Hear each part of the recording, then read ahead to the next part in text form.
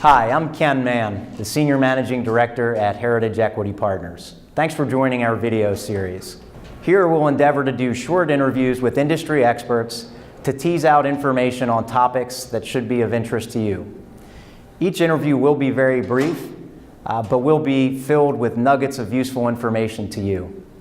If you feel that you need to take a deeper dive on today's topic, please contact me at the email address below or phone number below, and I'll connect you with today's industry expert. Thanks very much, and I hope you enjoy today's interview.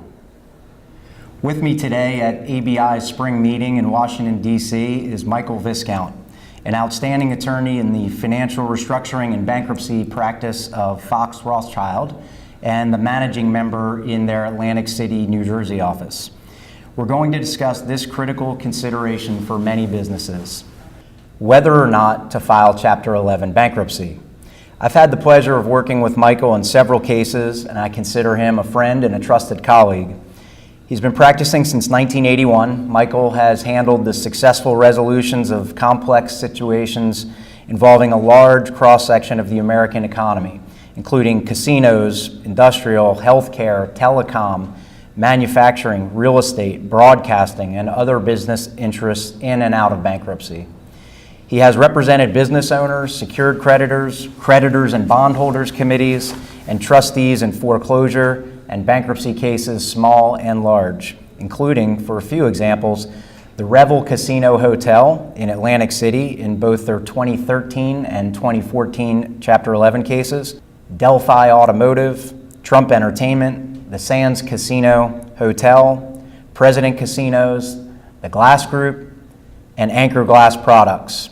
Suffice to say, Michael is very experienced in the world of Chapter 11. Michael, I really appreciate you being here with us today. This is a burning question as companies consider their fate moving forward and they first come to someone like you. Are there any rules of thumb that you can share that, absent any other information, would lead you to conclude that filing a Chapter 11 is the appropriate action? Well, there aren't any rules of thumb to conclude that Chapter 11 is the right avenue to follow. What I try to do is I try to determine whether or not Chapter 11 as a workout mechanism is going to really make any sense. But I ask a couple of fundamental questions when I'm sitting across the table from someone I'm interviewing for the first time to try to determine what to do. And the first thing I want to know is there anything of value that's left to preserve? Right. And there are a couple of other things that are really important. Do you have the money to reorganize, because it's not cheap? Do you have an exit strategy? There's no point in filing bankruptcy unless you know how you're going to get out. Unless you're really in a bad situation and you just want more time, bankruptcy will certainly get you more time. And the final thing that I ask the person sitting across from me, which is typically in the kind of work that I do primarily, it's the owner of the business, and it's usually his or her money. And I ask them, is this the best way to spend the money? Because there might be other ways that might make sense. So it's, do you have the money? Do you have something to preserve? What's your exit strategy? And if you decide that the first three things make sense, the last thing you have to do is decide whether or not this is how you want to spend the money, because you want to preserve something and you have a way to get through and out of a bankruptcy. Okay, so you bring up the money, always a big question for a business that's distressed. And so what are the expenses that they're going to incur outside of the normal course as a result of filing a Chapter 11? Well, the reality is, and it's the unfortunate reality, that Chapter 11 is not inexpensive. There's a lot of administrative overlay in a Chapter 11 process that you have to think about on top of your regular operating expenses, all of which the regular operating expenses are going to be usually more expensive when you're in that condition anyway. First and foremost, for those of us who do this kind of work from a professional standpoint, there are the professional fees, legal fees, accounting fees, financial advisory fees, investment banking fees. You got to pay the federal government through the Office of the United States Trustee. There are quarterly fees that are associated with that. if you expect to be able to use the money that you're generating or draw down on new money through a debtor in possession financing or use of cash collateral that probably belongs to one of your creditors, your bank, you're going to probably have to pay fees for the privilege of using what you think is your money.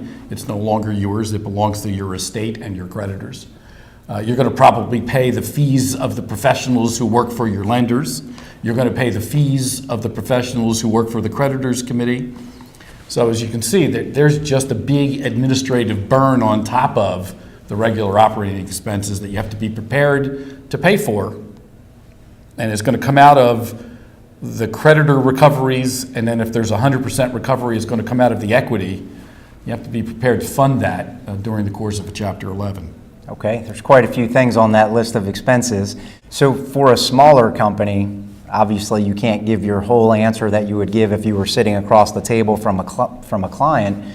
But for a smaller company, what are some of the steps they should take? What are the things that they can do to avoid a liquidation and try to reorganize or at least sell as a going concern? What are the critical first few steps maybe? The first thing that I try to impress upon my clients when I'm talking to an operator or in the business we call it the debtor, the company that owes the money, is you need to believe it or not, you need to maintain really good relations with your primary creditors.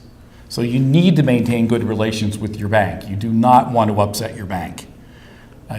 Because your bank needs to be your partner going through the process. You are a partner with your bank. The banks don't like to hear that, but particularly if they've allowed you to get to a point where it's so critical that you have to be contemplating Chapter 11, although in many instances it may be the bank that is driving you into Chapter 11 because they want the protections that they can get in Chapter 11 and the oversight of the process.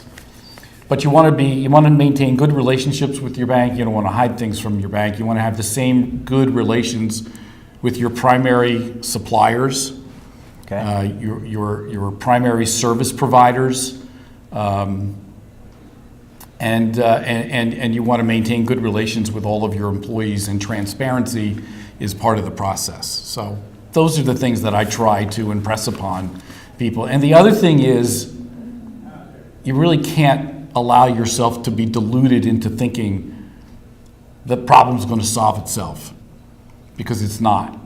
Really, when you get into a distressed situation financially, it's very rare that the problems go away. Throwing more money at it doesn't necessarily make it go away, and hoping that tomorrow is going to be another day doesn't make it go away. You need to confront reality, and you need to make the hard decisions about whether there is something to preserve. Because in the end, as I've said before, it costs a lot of money. Right. And maybe it's better to save that money and do something else with it. Sure. Live to fight another day is what I tell, particularly if you're dealing with an entrepreneur who's, this can happen 3 or 4 times in the life cycle of a business person. Yeah, I had a partner in the business who used to say failure isn't fatal unless you make it. Right. So, it breeds success. Yeah. You learn from it. yeah. Okay, well, we really appreciate you sitting down with us today and enlightening us on these topics. If the audience wants to know more, how can they best reach you? Well, I'm in Atlantic City, New Jersey. I'm with Fox Rothschild. We have a website, www.foxrothschild.com. You can look me up there under the heading Our People. You can call me at 609-572-2227.